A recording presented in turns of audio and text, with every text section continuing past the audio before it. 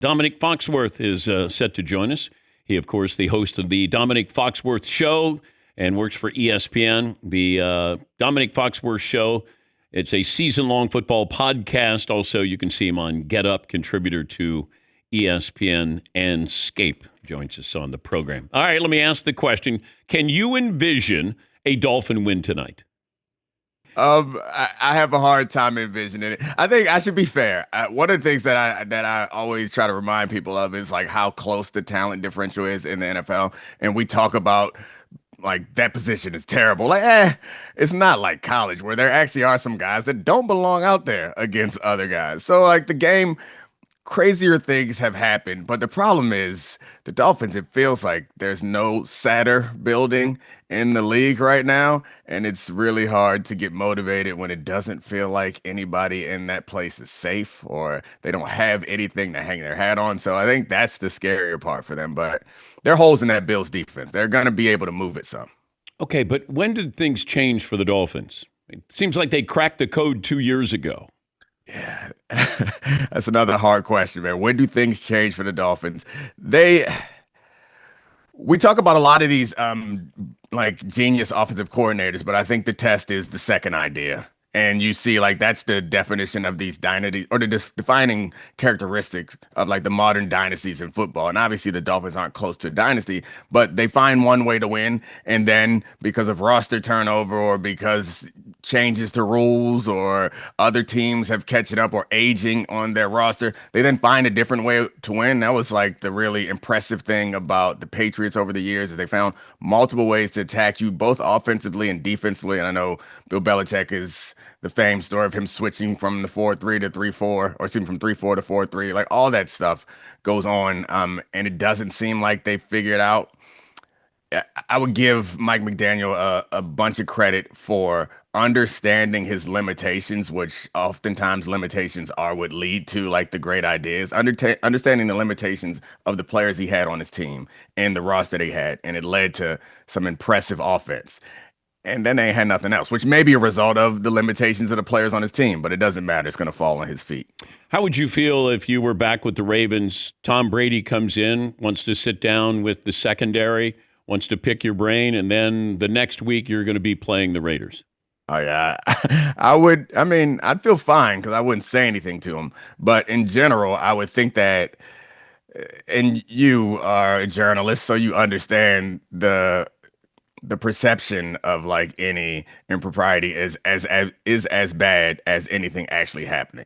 Like you often need to protect the people from themselves, is don't put them in the position to have this problem. So like I understand that it's probably not going to turn any games, but still, when you are in that locker room, you're paranoid. Everybody's paranoid. I've watched coaches burn game plans, like literally burn game plans. They send advanced scouts to where we're going to practice and sweep our meeting rooms. Like we're going to a away game. Someone has gone to the hotel and swept the meeting rooms to make sure there are no bugs in there. Like this, we're crazy people. So Tom Brady getting a little extra information, I'm sure, is driving a lot of these teams nuts. Okay, wait a minute. Give me for instance, what city would you go to where you worried about?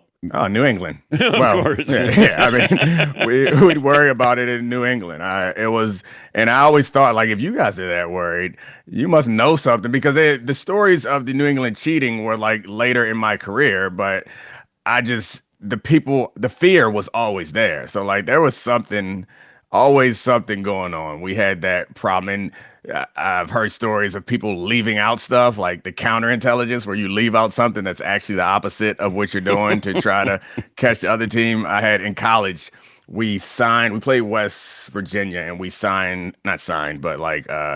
we took a couple of their players. And I remember leading up to the week of games, Coach Friedgen kept telling the media that West Virginia was like cracking our codes for our plays and stuff. And I just realized that the reason why he was telling them that is because we were trying to do that to them. And so I always assume the most paranoid people are also the people that are up to something. Domonique Foxworth, host of the Domonique Foxworth Show, also ESPN writer, former NFL cornerback. Ben Johnson called out his team and he talked about lack of effort. As a former player, like that's a real indictment. And here we are 2 games into the season. So I don't know how you took that, but that That's not one of those we got to fix our mistakes. Now I'm questioning your effort in Chicago, Dominic. And publicly. Yes. Yeah. That's the part. Yes. We have normally something like that week 2. If we got an effort issue in week 2, that's an inside the house conversation. Him doing it publicly is very strategic. I think there are some coaches who aren't strategic and they say things to the media willy-nilly, but it seems to me that Ben Johnson is doing this for a reason. And it's a long season, so you have to find different ways to motivate your team and get their attention. It's a little concerning if week 2 it's about effort, but it was a ugly performance in that game. So I understand him trying to light a fire. And it feels like everybody wants to jump off the Chicago bandwagon after 2 games with the new coach. And Caleb Williams, I don't think has been the issue. I mean, the defense against Detroit was terrible, but what do you see as a former player? I asked this question of myself, and it helped me kind of reframe the way I was thinking about Caleb Williams is, if this was his rookie year, how would I think about his first 2 games?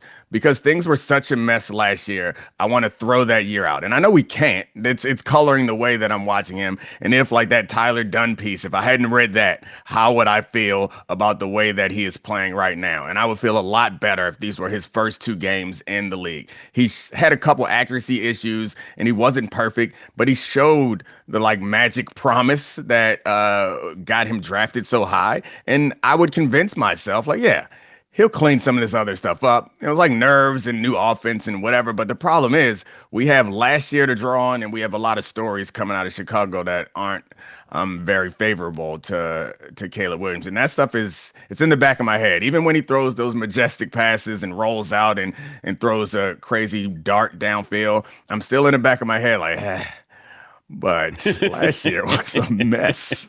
And it seems like a lot of your teammates don't really love you the way that I would want my franchise quarterback to be loved. I hate when I see these quarterbacks in the NFL play like they were in college. They're going to extend a play. They rarely step up in the pocket. I mean, and you have to. Yeah. And I'm sure that you're like, oh, my God, I really have to trust my lineman here. But I got to step up in the pocket. And these young guys don't step up in the pocket. You're a former defensive back. Is the goal to get these guys to scramble or try to keep them in the pocket? I think it's a game plan situation because some quarterbacks throw really well outside of pocket, and you'd be surprised. Some of the most athletic quarterbacks aren't really accurate on the run. And then there's some that go to a certain side and are better that way, and you're trying to force them that way. So I think it's a game plan by game plan situation. But generally, I think we all have recognized that the quarterback position has gotten a lot more athletic than it was historically. And I think that's probably a result of us changing the rules to protect the quarterback. The more we protected the quarterback, the less important it was to get rid of the ball, to be in the pocket and make quick decisions, and also be big. You were gonna get lit up. I know when I was growing up in the 90s watching football, quarterbacks were getting their chest dove through on a regular basis, and blindside hit and the late hit rules were different. So it was much more important. You would never consider Kyler Murray or Bryce Young, anybody like that, as a quarterback. And those things, I think, have led to a change in the way, in the style that quarterbacks play. And then, of course, Mahomes blew that all up because once he kind of took the Aaron Rodgers thing to the next level of creating out of structure, and now that's all we're looking for. And you could tie it back to the question you asked about Caleb. That's how he got the #1 pick, was all those freaky plays that he was making in college, and we all were like, he can overcome the coaching. Yeah, I don't know. I'm not saying it's right. I'm just saying that's how I think we got there. But it's a hard thing to break, a hard habit to break when pressure happens. Tebow did this when he got to the NFL. You're in Florida, you can do that. In the NFL, you can't. Somebody's going to find you. They're going to track you down. I think it's a hard habit to break, but I don't think they want to break the habit. I mean, I don't think their coaches want them to break the habit. I think what they want them to do is something that Josh Allen and Lamar Jackson and Patrick Mahomes, of course, the best quarterbacks, have been able to do, is understand when it's time to do that and when it's not. So the type of players that they love, the coaches want that type of player, because no matter how poorly you've coached this game, how figured out your offense is, Joe Burrow, a healthy Joe Burrow, can buy enough time to make you right, and then you look like a better coach. The problem is if you have more of those negative plays than positive plays, and it's something that should be an addition, like a bonus to the way that you run. And I think it's become core to so many players. And I think Cameron Ward in Tennessee is another example of that, where a lot of his success in college was a result of him creating. Yeah. And he's going to learn in the NFL that can't be all the time. What happens if the Giants beat the Chiefs? Ooh, the Giants beat the Chiefs. I think some people are finally going to not be scared to question the end of the Chiefs dynasty. And I don't think it does anything. I guess the vibes in New York would be a lot better, but I don't think it changes any of their plans going forward. It's really hard for me to imagine this happening. So if it does take place, the Tyreek Hill trade, I think that we all are speculating about, but doesn't really have much smoke, like that heats up a little bit more. And there are going to be some serious, I think, changes. The thing about the Chiefs that you see from Patrick Mahomes right now is not only that he's doing postseason Patrick running, he's trying to run people over.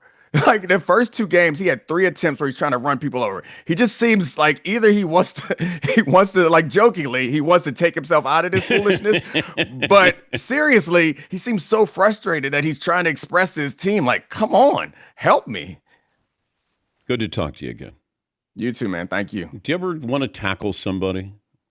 Hell no. No? No. Do you? Like Dan Orlovsky? Yeah, I'd like to smack somebody. Yeah. Oh, yeah. Smack somebody. Tackling people hurts you too. And I wouldn't tackle Dan. He's too thin. He's also the type to call the police. Like, he's going to call him up. He's going to press charges. Like, I wouldn't take it there with Dan. He's not going to swing back. He's just going to call up them boys. And then I got a whole nother problem on my hands. Shefty, you don't want to pop him? No, Shefty, with the information guy, they're everybody's best friend. Shefty's never said or done anything to offend anybody. He's got to be in everyone's good graces all the time because you might be the one to have the news for him. Greeny, though. Greeny. Oh, okay. Yeah, you want to hit him every day, and that's what makes him a good host. The next time he brings up the Jets, just smack him. Just like upside of the head, just smack him. All right, I'll come work for you after that because he's a made man there. Yeah, that's true. That's true. Thanks again, Dominic. No problem, man. He's one of my favorites, Domonique Foxworth. Yeah, Greeny's a made man. He's a made man there. Can't pop him.